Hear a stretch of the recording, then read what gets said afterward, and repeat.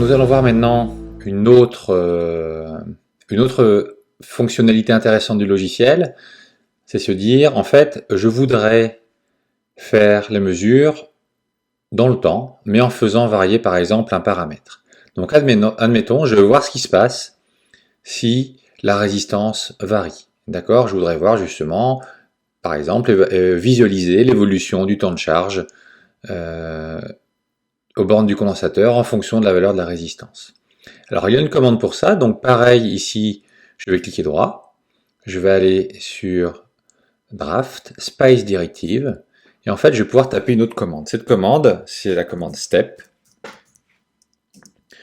Ensuite, je vais mettre le paramètre que je veux faire varier, donc pour moi c'est la résistance R, et ensuite je vais mettre les valeurs. Donc en général, on ne peut pas commencer à 0, donc je vais prendre une résistance de 1 ohm, et je vais par exemple aller jusqu'à 10 kΩ. Alors, là maintenant, j'ai ma valeur de départ, ma valeur d'arrivée, il faut que j'ai un pas. Si je prends un pas de 1, ça va faire extrêmement beaucoup de courbes, donc ça va être illisible sur le graphique. Donc on va prendre un pas un peu plus large.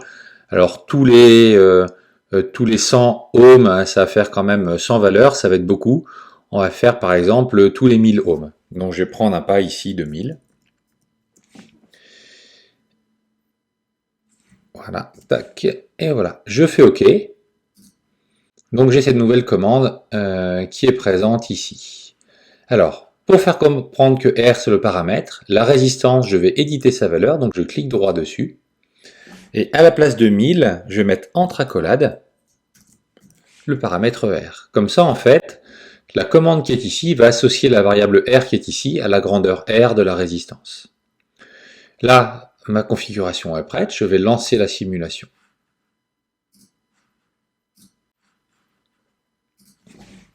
Alors, param, j'ai oublié la syntaxe param ici, c'est sûrement ça. Voilà, je relance, et voilà. Donc là, normal, je n'ai rien sur le graphique. Je vais faire la mesure de la tension, donc pareil, on voit le crayon rouge. Je maintiens le clic gauche, je vais de l'autre côté, je relâche.